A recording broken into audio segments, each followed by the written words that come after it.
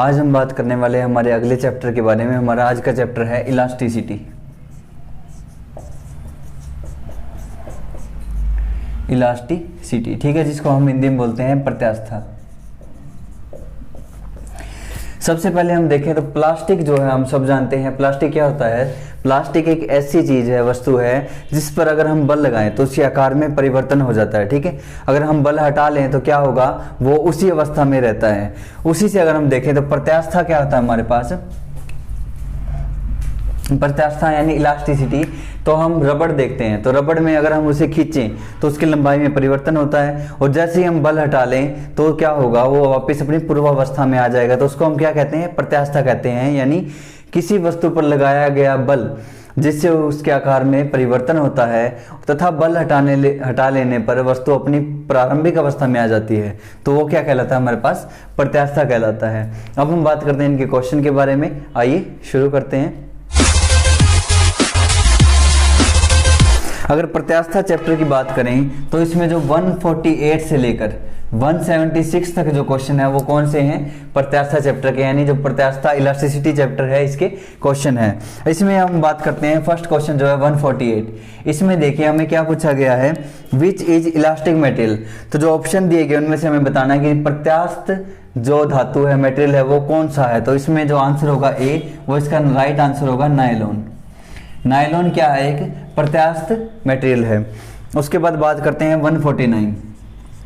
तो 149 में देखिए, विच इज थर्मोप्लास्टिक मटेरियल। इनमें से जो कौन सा ऐसा मटेरियल है जो थर्मोप्लास्टिक है, इसका राइट आंसर है डी, विनाइल पॉलीमर जो है वो इसका राइट आंसर है, थर्मोप्लास्टिक मटेरियल है। उसके बाद हम बात करते हैं 150 तक।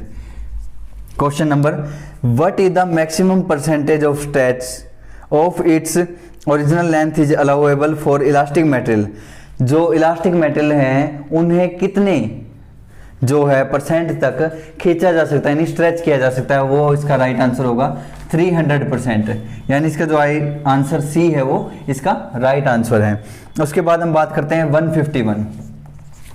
151 में हमें क्या पूछा गया, what is the ratio between the change in dimension to its original dimension. ठीक है, यानी लंबाई में परिवर्तन तथा जो प्रारंभिक लंबाई है, प्रारंभिक लंबाई है, उसके अनुपात को हम क्या कहते हैं, उसके अनुपात को हम कहते हैं विकृति, यानी स्ट्रेन। लंबाई में परिवर्तन तथा प्रारंभिक लंबाई के अनुपात को हम कहते हैं विकृति। विकृति को हम किससे लिखते हैं, स्मॉल ई से, और लंबाई में परिवर्तन को हम लिखते हैं डेल्टा एल से। प्रारंभिक लंबाई होती है हमारे पास एल, यानी ई क्या होगा, विकृति बराबर डेल्टा एल अपॉन एल, यानी लंबाई में परिवर्तन बटे प्रारंभिक लंबाई। तो 151 नंबर क्वेश्चन है, इसका राइट आंसर होगा बी, स्ट्रेन। उसके बाद 152 नंबर क्वेश्चन जो है, what is unit of strain. देखो स्ट्रेन जो है यानी विकृति है, इसकी इकाई क्या होती है, इसका मात्रक क्या होता है। तो लंबाई में परिवर्तन किस में होगा, मीटर में होगा, जाहिर सी बात है लंबाई की यूनिट आएगी, और प्रारंभिक लंबाई भी किस में क्या यूनिट होगी, इसकी भी लंबाई की यूनिट होगी, तो दोनों आपस में कैंसिल हो जाएंगी। तो हमेशा जब भी विकृति के क्वेश्चन अगर यूनिट अलग हैं तो हमें क्या करना, दोनों यूनिट सेम लेके चलनी है, लास्ट में वो यूनिट आपस में कट जाएंगी। तो क्या होगा, हमारे पास जो विकृति है वो मात्रक रहित होता है, यानी 152 जो है उसका राइट आंसर है डी। ठीक है, इसका कोई मात्रक ये नहीं होता, यानी नो यूनिट। हम बात करते हैं 153। What is the ratio of change in length to original length. ठीक है, लंबाई में परिवर्तन बटे प्रारंभिक लंबाई जो है उसके अनुपात को क्या कहते हैं, ये पूछा गया है 153 नंबर क्वेश्चन में। ठीक है, तो लंबाई में परिवर्तन और प्रारंभिक लंबाई के अनुपात को हम कहते हैं विकृति। पर इसमें देखो ऑप्शन दिया गया है linear strain, lateral strain, volumetric strain या पॉइजन रेशियो। लीनियर का मतलब होता है रेखीय विकृति, तो इसका राइट आंसर जो है वो होगा ए, यानी लीनियर स्ट्रेन, रेखीय विकृति। ठीक है, उसके बाद हम बात करें तो लेटरल स्ट्रेन कौन सी होती है, पार्श्व विकृति। वॉल्यूमेट्रिक स्ट्रेन होती है आयतनिक विकृति, जो इसके आयतन में आती है। ठीक है, पॉइजन रेशियो यानी जो पॉइजन अनुपात बोलते हैं इसको। 154 नंबर क्वेश्चन देखिए, इसमें हमें दिया गया है what is the ratio between lateral strain and longitudinal strain, यानी पार्श्व विकृति तथा जो अनुदैर्ध्य विकृति है उसके अनुपात को हम क्या बोलते हैं? उसके अनुपात को हम बोलते हैं पाइसन अनुपात, यानी पाइसन रेशियो भी बोलते हैं। ठीक है, पार्श्व विकृति बटे अनुदैर्ध्य विकृति का जो अनुपात होता है वो कहलाता है हमारे पास पॉइसन रेशियो, यानी पॉइसन अनुपात। तो इसका जो राइट आंसर होगा 154 का वो होगा डी। अब हम बात करते हैं 155 नंबर क्वेश्चन। 155 नंबर क्वेश्चन में देखिए, which symbol is used to express change in length. जो लंबाई में परिवर्तन है उसको कौन से सिंबल से दर्शाया जाता है? तो उसका राइट आंसर है डेल्टा एल। मैंने आपको यही बता दिया था, डेल्टा एल किसको शो करता है? लंबाई में परिवर्तन। तो इसके लिए क्या होगा राइट आंसर? डेल्टा एल, जो कि बी जो राइट आंसर है वो सही है। उसके बाद बात करते हैं 156 नंबर क्वेश्चन। इसमें देखिए, which one is the ratio of stress. विकृति की हमने बात की थी। विकृति क्या होती है? लंबाई में परिवर्तन बटे प्रारंभिक लंबाई, जिसको हम ए से लिखते हैं, डेल्टा एल अपॉन एल होता है। अब बात करते हैं हम प्रतिबल की। तो प्रतिबल जो है वो हमारे पास बराबर किसके होता है? लोड अपॉन एरिया, यानी जो स्ट्रेस है वो हमारे पास किसके बराबर होती है? बल बटे क्षेत्रफल के। ये हमारे पास होती है स्ट्रेस। अगर नॉर्मल हम बात करें तो स्ट्रेस को हम किससे शो करते हैं? अलग अलग सिंबल यूज होते हैं। लोड को हम ए से, लोड को हम एल से लिखेंगे और क्षेत्रफल को ए से। ठीक है, तो प्रतिबल हमारे पास क्या होता है? बल बटे क्षेत्रफल, यानी इसका जो राइट आंसर होगा 156 का वो होगा लोड अपॉन एरिया। जो 156 है इसका राइट आंसर है ए। उसके बाद हम बात करते हैं 157, which force act on rivet. जो रिविट है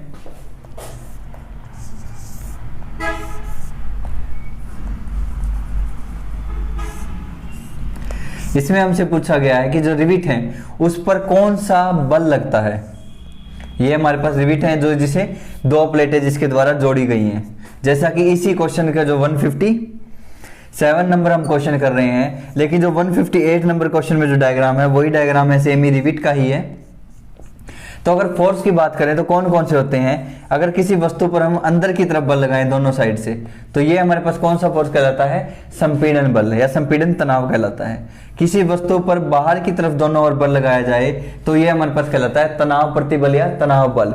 इसमें हम बात करें तो यहाँ पर बल लगेगा इस पे, तो ये जो बल हमारे पास कहलाएगा ये कौन सा बल होगा? ये होता है शियर स्ट्रेस, शियर फोर्स बोलेंगे जिसको, कर्तन प्रतिबल। ठीक है, यानी इसका जो राइट आंसर होगा 157 का वो होगा सी। कर्तन प्रतिबल जो है वो बल जो है वो रिविट पर कार्य करता है। 158 नंबर क्वेश्चन में देखें तो विच टाइप ऑफ स्ट्रेस, जो रिविट है इस पर कौन सी प्रतिबल लग रहे हैं? देखो बल कौन सा लगा था? शियर फोर्स था, तो प्रतिबल कौन से होंगे? शियर स्ट्रेस यानी कर्तन प्रतिबल। तो इसका जो राइट आंसर होगा 158 का वो होगा सी, कर्तन प्रतिबल। हम बात करते हैं अगले क्वेश्चन की।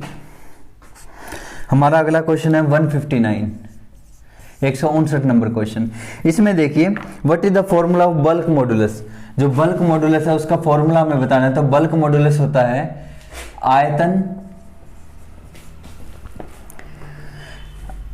आयतन प्रतिबल बटे आयतन विकृति, इनके अनुपात को हम क्या बोलते हैं? Bulk modulus.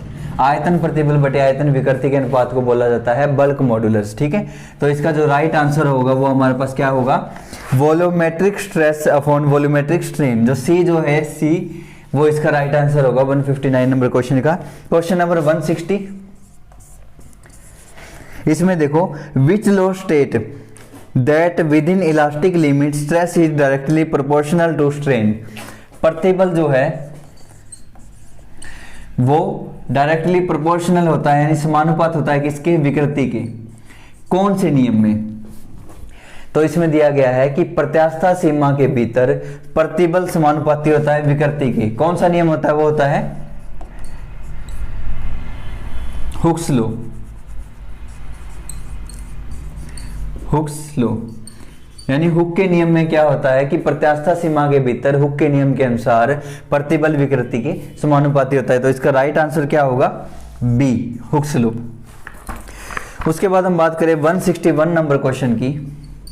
तो इसमें देखिए कि हमें डायग्राम दिया गया तो हमें सी पॉइंट बताना है, तो जिस सी पॉइंट है वो कौन सा पॉइंट है हमारे पास, यील्ड पॉइंट। इसका राइट आंसर क्या होगा, ए। 161 नंबर क्वेश्चन का। 162 नंबर क्वेश्चन में देखिए, what is the term used for maximum stress attend by a material before rupture. ठीक है, कोई भी वस्तु टूटने से पहले जो अधिकतम प्रतिबल तक जाती है तो उस टर्म को हम क्या बोलते हैं, उसको बोल देंगे हम अधिकतम, जो अल्टीमेट स्ट्रेस बोलेंगे। ठीक है, 162 जो है उसका राइट आंसर होगा हमारे पास D, ultimate stress.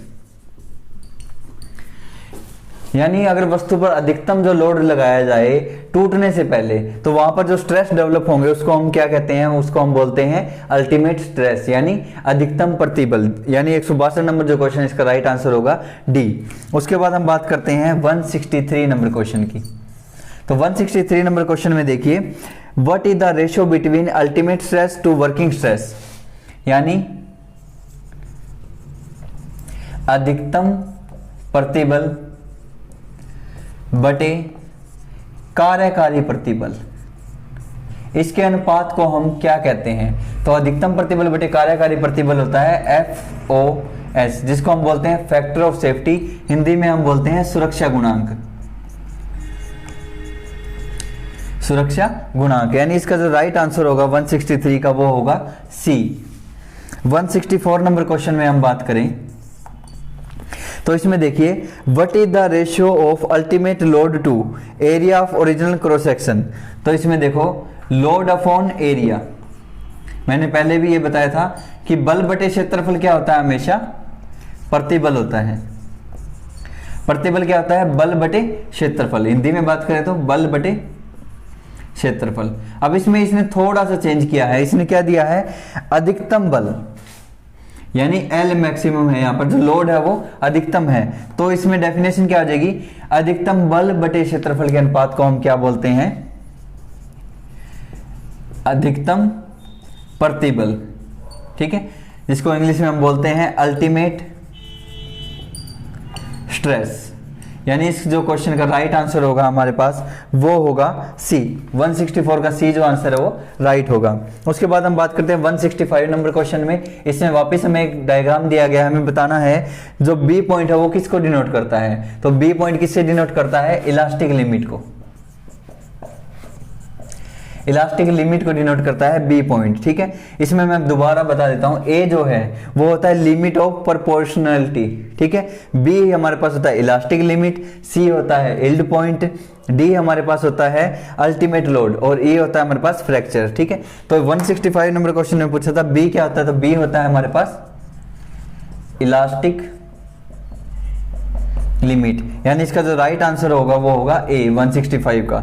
166 number question की अगर हम बात करें तो इसमें देखो, what is the ratio of shear stress to shear strain, यानी कर्तन प्रतिबल बटे कर्तन विकृति, इनके अनुपात को क्या कहते हैं। देखो, प्रतिबल बटे विकृति, ये क्या होता है हमारे पास, यंग मापांक या जिसे हम प्रत्यास्था मापांक बोलते हैं वो। अगर इसमें हम बात करें तो कर्तन प्रतिबल बटे कर्तन विकृति है, तो इसको हम बोलेंगे जो 166 है इसका राइट आंसर होगा modulus of rigidity, modulus of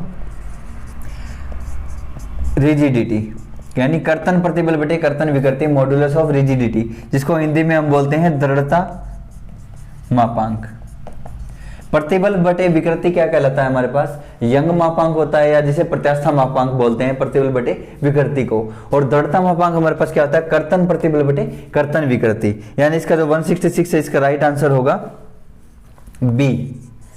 167 number question की बात करें तो इसमें देखिए, what is the ratio between stress and strain. Normal अगर हम बात करें तो प्रतिबल बटे विकृति क्या कहलाता है हमारे पास, प्रतिबल बटे विकृति अभी अभी मैंने बताया, ये कहलाता है यंग्स मॉडुलस भी बोलते हैं इसको, मॉडुलस ऑफ इलास्टिसिटी, यानी इसको हिंदी में यंग मापांक और प्रत्यास्था मापांक भी बोलते हैं। इसके दो नाम है यहाँ पर। तो अगर इसमें देखें 167 प्रतिबल बटे विकृति क्या होगा, यंग मॉडुलस यानी यंग मापांक। इसका जो आंसर सी है वो राइट आंसर होगा। उसके बाद हम बात करें 168, तो 168 में देखो क्या लिखा है, which force act on crank shaft. Her engine के अंदर एक क्रैंक शाफ्ट लगी होती है जिसमें इंजन की सारी पावर आती है, वही पावर आगे सप्लाई होती है क्रैंक शाफ्ट के द्वारा ही, ठीक है। तो मेन जो है सारी पावर किसमें आती है, क्रैंक शाफ्ट में। तो क्रैंक शाफ्ट कैसे घूमती है, नॉर्मल रोटेट करी, मान लो यही हमारे पास क्रैंक शाफ्ट है तो नॉर्मल रोटेट करती है, ठीक है। अगर मैं इसको यहाँ पर लेके चलूँ ऐसे घुमाऊं तो ये हमारे पास क्या होगा, क्रैंक शाफ्ट ही माने इसे, तो क्रैंक शाफ्ट की रोटेशन है।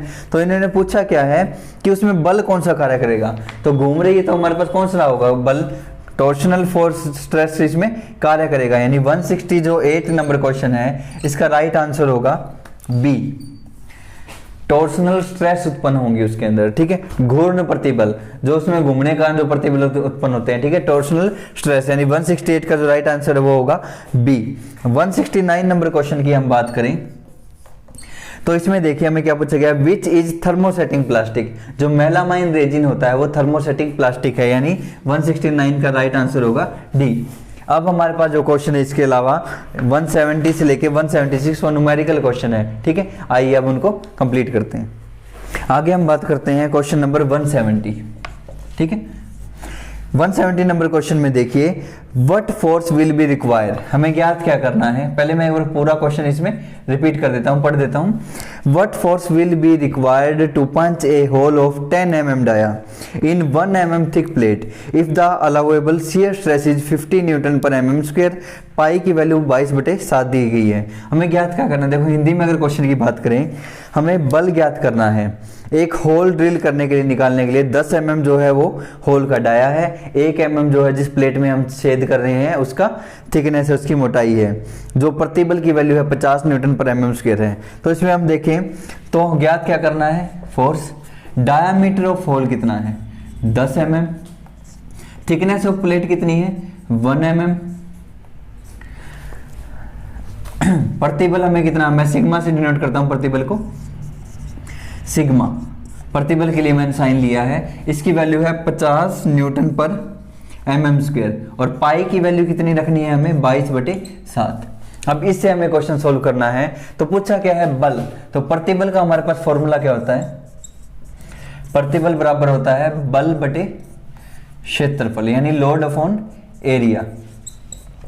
इसमें हम बात करें तो लोड, हमें बल ज्ञात करना है, तो बल बराबर क्या होगा, बल बराबर होगा ये भाग में इधर आके गुना में हो जाएगा, प्रतिबल इंटू क्षेत्रफल।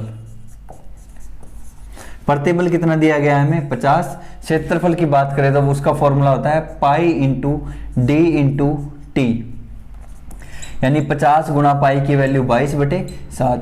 डी की वैल्यू देखो कितनी है हमारे पास 10 mm है, तो 10, टी की वैल्यू 1। जिस तरीके से हमने ये वैल्यू रखी है वैसे ही हम क्या करेंगे, यूनिट की वैल्यू रखेंगे। तो 50 की यूनिट क्या थी, देखो Newton per mm square. Pi की कोई यूनिट नहीं होती, 10 की यूनिट क्या है mm, और थिकनेस जो है उसकी यूनिट क्या है mm। तो mm स्क्वायर से mm स्क्वायर कैंसिल होगा, जो बल का जो है मान जो है वो कितना यूनिट क्या होगी उसकी, न्यूटन। और इसमें अगर वैल्यू देखें तो इस वैल्यू को अगर मल्टीप्लाई करेंगे हम तो इसका राइट आंसर कितना आएगा 1571.4 न्यूटन। ये इसका राइट आंसर होगा इस कैलकुलेशन के बाद, ठीक है। क्वेश्चन नंबर 171, इसमें देखिए, what is the tensile stress if A square road of 10 mm side is tested for a tensile load of 1000 kg, ठीक है। अगर हिंदी में बात करें तो हमें ज्ञात क्या करना है, तनाव प्रतिबल ज्ञात करना है। रोड का जो साइड है यानी भुजा है वो 10 mm है, और टेंसाइल लोड जो है तनाव बल जो उस पर लग रहा है वो है 1000 kg का। यानी बात करें तो हमें ज्ञात क्या करना है, स्ट्रेस, प्रतिबल हमें ज्ञात करना है। भुजा कितनी दी गई है हमें 10 mm, ठीक है। ये किसकी भुजा है, वर्ग की। उसके बाद हम बात करें लोड कितना दिया गया हमारे पास, बल 1000 kg का। तो नॉर्मल सा क्वेश्चन है।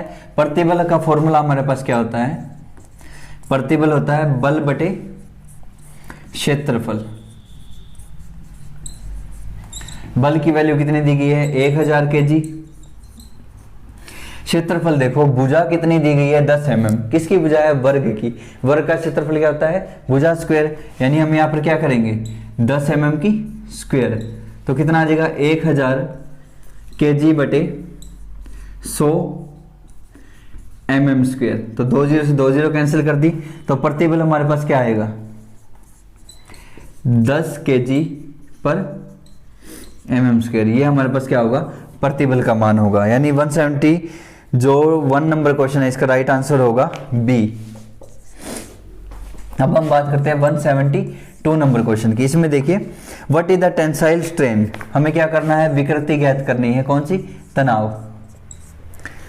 फोर्स ऑफ 3.2 किलो न्यूटन, बल हमें कितना देगा 3.2 किलो न्यूटन का।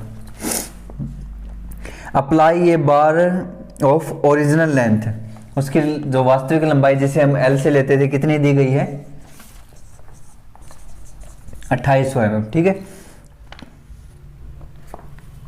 Extend the bar by 0.5 mm, तो लंबाई में परिवर्तन कितना है 0.5 mm का।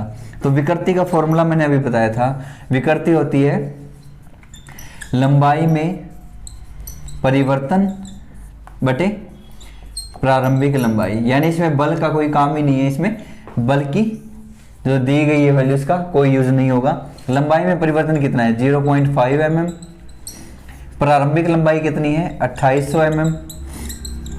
जो विकृति की यूनिट है सेम होनी चाहिए, अगर इसमें सेम है तो आपस में कैंसिल हो जाएंगी, अगर मान लो सेम ना है तो उसे हमें सेम करना होगा ताकि तो यूनिट आपस में कैंसिल हो जाए, क्योंकि विकृति जो है वो मात्रक रहित होता है। तो इसका जो अगर इसको सॉल्व करेंगे तो विकृति की जो वैल्यू हमारे पास आएगी वो होगी 0.001786, ठीक है। यानी अगर 0.5 को हम 2800 से डिवाइड करेंगे तो ये हमारे पास किसकी वैल्यू आएगी, विकृति की। ना इसका राइट आंसर क्या होगा 172 का ए आंसर जो है वो राइट होगा। 173 नंबर क्वेश्चन की अगर हम बात करें तो देखिए how much strain is develop in a iron rod of 1 metre length, यानी जो लंबाई कितनी दी गई है 1 मीटर। विकृति हमें क्या करना है, ज्ञात करनी है। और if a force of 100 kg is apply at the end, बल कितना लग रहा है 100 kg का, हमें विकृति ज्ञात करनी है, ठीक है।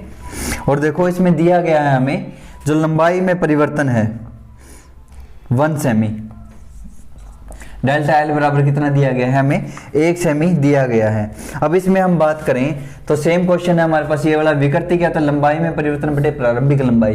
परिवर्तन कितना है 1 सेमी का, और प्रारंभिक लंबाई हमारे पास कितनी है 1 मीटर, ठीक है। मैंने कहा था दोनों यूनिट सेम होनी चाहिए, तो 1 सेमी बटे 1 इंटू 1 मीटर में कितने सेंटीमीटर जो सेमी होते हैं 100, सेमी से सेमी कैंसिल, तो 1 बटे 100 कितना होगा 0.01, ये हमारे पास क्या आएगा विकृति का आएगा। तो 173 जो है इसका राइट आंसर होगा बी। अगला हमारा क्वेश्चन है 174, ठीक है। 174 नंबर क्वेश्चन में देखिए what is the Young modulus if a wire of 2 mm long 0.8 mm square in cross section increase its length by 1.6 mm on suspension of 8 kg weight from it, ठीक है। तो हमें ज्ञात क्या करना है, प्रत्यास्था मापांक हमें ज्ञात करना है, यंग्स मॉडुलस। प्रत्यास्था मापांक क्या हमें ज्ञात करना है। उसके बाद हम बात करें तो वायर ऑफ 2 मीटर लॉन्ग, जो लंबाई है तार की कितनी है 2 मीटर, 0.8 mm स्क्वायर दिया गया, यानी स्क्वायर में क्या होता है एरिया, एरिया कितना दिया गया 0.8 mm स्क्वायर है। Increase its length by 1.6 mm, जो लंबाई में परिवर्तन है डेल्टा एल वो है 1.6 mm। सस्पेंशन ऑफ वेट कितना दिया गया है, जो फोर्स है हमारे पास लोड दिया गया है वो हमारे पास दिया गया है 8 kg। अब नॉर्मल हम देखें तो हमें देखना था विकृति जो उसकी दोनों यूनिट सेम होनी चाहिए, लंबाई में परिवर्तन और प्रारंभिक लंबाई की। तो इसमें देखो लंबाई में जो प्रारंभिक लंबाई की यूनिट क्या है मीटर है, लंबाई में परिवर्तन 1.6 mm है, तो इसको भी हम क्या करेंगे mm में चेंज करेंगे। तो 2 मीटर में अगर बात करें mm कितने होते हैं, 1 मीटर में 1000 mm होंगे, तो 2 मल्टीप्लाई होगा तो कितना आ जाएगा 2000 mm, ठीक है। अब इस क्वेश्चन में हमें करना था प्रत्यास्था मापांक। प्रत्यास्था मापांक को हम ई से लिखते हैं, कैपिटल ई से। ये बराबर किसके होता है, प्रतिबल बटे विकृति के। अगर प्रतिबल की हम बात करें तो ये होता है लोड अपॉन एरिया, और विकृति की बात करें तो ये होता है डेल्टा एल अपॉन एल, यानी लंबाई में परिवर्तन बटे प्रारंभिक लंबाई। इस फॉर्मूले को और सॉल्व करें तो L upon A into L upon small L upon कितना आ जाएगा, डेल्टा एल। अगर हिंदी में नॉर्मल लिखें तो बल गुणा प्रारंभिक लंबाई बटे क्षेत्रफल गुणा लंबाई में परिवर्तन।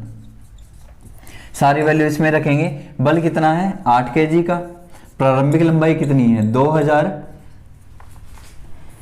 क्षेत्रफल कितना है 0.8 और लंबाई में परिवर्तन 1.6। अगर यूनिट की बात करें तो सेम यूनिट हम रखेंगे। 8 की यूनिट क्या थी kg, बल की। प्रारंभिक लंबाई की यूनिट क्या है, हमने mm में चेंज किया था। क्षेत्रफल की यूनिट क्या थी mm स्क्वायर थी और लंबाई में परिवर्तन की यूनिट mm। तो mm से mm कैंसिल, यानी जो यहाँ पर E प्रत्यास्था गुणांक आएगा उसकी यूनिट क्या होगी kg पर mm स्क्वायर। अगर हम 8 गुणा 2000 बटे 0.8 गुणा 1.6 इसको अगर सॉल्व करेंगे तो हमारा जो राइट आंसर होगा वो होगा 12500 kg पर mm स्क्वायर। ये हमारा इस क्वेश्चन का राइट आंसर होगा। उसके बाद हम बात करते हैं 175 नंबर क्वेश्चन की। इसमें देखिए what is the safe stress if the ultimate stress of material is 35 kg पर mm square and factor of safety is 5। हमें क्या याद करना है, देखो कार्यकारी जो प्रतिबल है वो हमें ज्ञात करना है। अधिकतम प्रतिबल कितना दिया गया है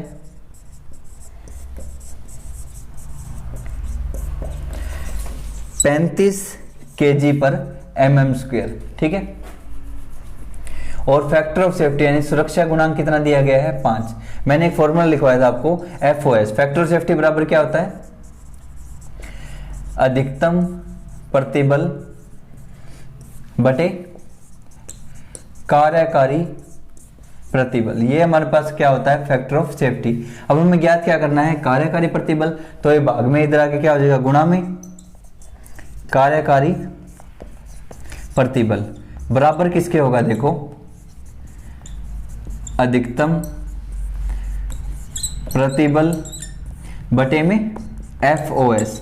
अधिकतम प्रतिबल कितना है 35, कार्य जो FOS की वैल्यू है फैक्टर ऑफ सेफ्टी एंड सुरक्षा गुणांक 5, यूनिट क्या है kg पर mm स्क्वायर, तो 5 7 35। तो कार्यकारी जो वर्किंग स्ट्रेस होगा वो कितना होगा 7 kg पर mm स्क्वायर। ये इसका राइट आंसर होगा।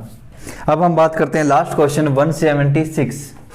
तो 176 क्वेश्चन में क्या दिया गया है, एक डायग्राम, ये डायग्राम दिया गया है जिसमें दोनों तरफ बाहर की ओर से अंदर की तरफ बल लग रहा है, ठीक है। उन्होंने पूछा है विच टाइप ऑफ स्ट्रेस। अगर देखो बाहर की तरफ बल लगता है तो वो होता है टेंसाइल स्ट्रेस यानी तनाव प्रतिबल, अंदर की तरफ बल लगता है तो वो होता है कंप्रेसिव स्ट्रेस यानी संपीड़न प्रतिबल। तो इस डायग्राम में रखे तो अंदर की तरफ दोनों ओर से बल लग रहा है, तो जो इस वस्तु को क्या करेगा दबाएगा, तो इसमें क्या होगा तनाव, कौन सा प्रतिबल उत्पन्न होगा संपीड़न प्रतिबल। यानी इसका जो राइट आंसर है 176 का वो होगा बी। और इस क्वेश्चन का जो राइट आंसर था 175 का वो था हमारे पास डी 7 kg पर mm स्क्वायर। तो आज हमने कितने क्वेश्चन किए 148 से लेकर 176 तक। ये कौन से चैप्टर के क्वेश्चन थे, इलास्टिसिटी चैप्टर के। आगे जो हमारी वीडियो आएगी उसमें हम बात करेंगे एरिया ऑफ जो कट सेक्शन है, कट सेक्शन का हमें क्षेत्रफल कैसे निकालना है उस चैप्टर के बारे में। अगर आप चैनल पर नए हैं तो चैनल को सब्सक्राइब कीजिए और अब वीडियो को लाइक और शेयर जरूर कीजिएगा।